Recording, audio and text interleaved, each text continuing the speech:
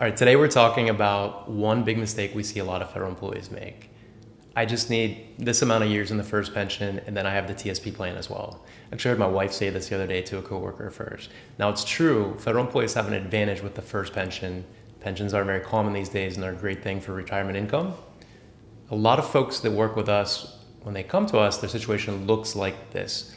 So they have savings in the bank for an emergency account, as well as a little bit to feel good about that, having that reserve. They have home equity. Home prices have risen over the last few years. Feds are good at staying in one place, so they pay down their mortgage. So the home equity translates into an asset on the balance sheet. And then the biggest asset on that balance sheet is the Thrift Savings Plan. So through employee contributions, agency matching contributions, market growth, there's a significant balance in the TSP plan. Why is that a bad thing? What's the problem? What's the mistake? It's having too much of your net worth, too much of your assets concentrated in that employer-sponsored plan, the TSP. And I'm going to explain to you why that can be an issue. So the first part of this is accessibility. Now, the Thrift Savings Plan is an employer-sponsored retirement plan that gives you tax incentives to save for retirement. In order to receive those tax benefits, you can't access your money until retirement age. For the TSP, that means you can't access your money until 55 if you separate from service. And if you're still in service, you can actually take in-service withdrawals once you reach 59 and a half. Now, I'm not suggesting you should be accessing your money prior to these ages, but I do think it's important if you're trying to create a smart financial plan to have the ability, the flexibility and liquidity to access your resources. Other opportunities that may come your way for investments, real estate, family goals, etc. There's a lot of things that can happen in between. And so it's nice to be able to have that choice and flexibility. We're talking about investment opportunities to continue to grow the balance sheet. So to have that accessibility, I think, is huge. If you didn't have your first pension, would you do things differently? All right, the second part of this is taxes. Tax planning is one of the most overlooked opportunities for federal employees. What do I mean by that? If your situation looks like the one I described at the beginning of this video, your retirement income sources are going to be almost fully taxable. And so you have the first pension, that's going to come back to you fully taxable except for the return of premiums, the contributions you made into that, typically 2 to 5% of whatever that monthly income is. Social Security, also going to be almost fully taxable. If you make over $34,000 filing individual, if you make over $44,000 filing jointly, 85% of your benefit will be taxable. And then the TSP plan, within the TSP, most federal employees are not using the Roth option. Everything is within the traditional.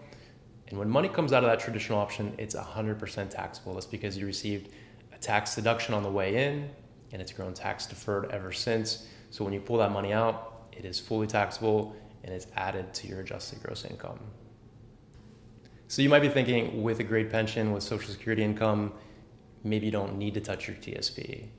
But the IRS will step in since, as I described, that money has never been taxed on the traditional side. They make you start pulling money out. That starts when you turn 72.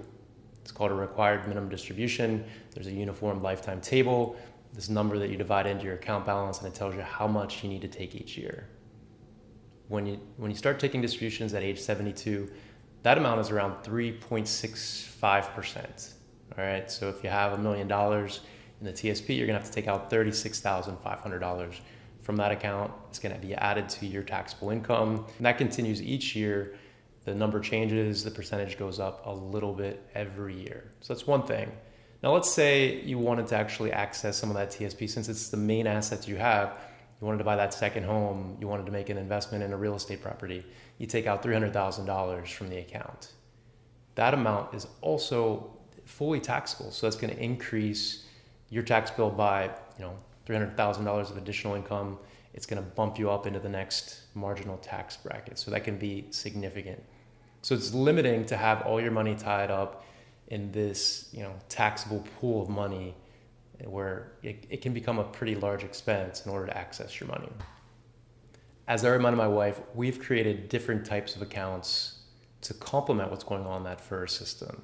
I want us to have as much flexibility as possible. I want to create a smart plan to give us flexibility and choice. A big part of that is what we call tax diversification. What that means is we're using different types of accounts to create efficiency from a tax standpoint. Different types of accounts have different tax features and benefits.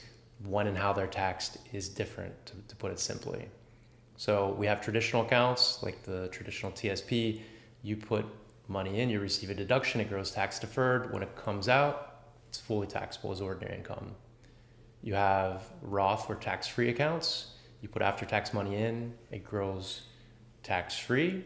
And when you pull money out, if it's qualified distribution, it will come out tax-free. And then you have taxable accounts. It's also after-tax money you put in. You pay as you go on this. As the account earns money, you pay tax on those earnings, capital gains, dividends. They all receive favorable tax rates, depending on where your income comes in. There's a few different rates there, but they're favorable, generally lower than what your marginal tax bracket might be. So as I mentioned, the idea here is to be proactive in planning, do that tax planning to create choice, flexibility. You want to be able to access your money. You want to be able to take advantage of any opportunities that come your way. Personally, I think that retirement accounts are a great thing, but everyone should open a taxable account and fund it consistently to give yourself that flexibility, that choice, and more control of your situation. Financial planning is more than just the first system. It's a wonderful piece. It's a wonderful foundation. But to create a really effective financial plan, we need to think beyond that.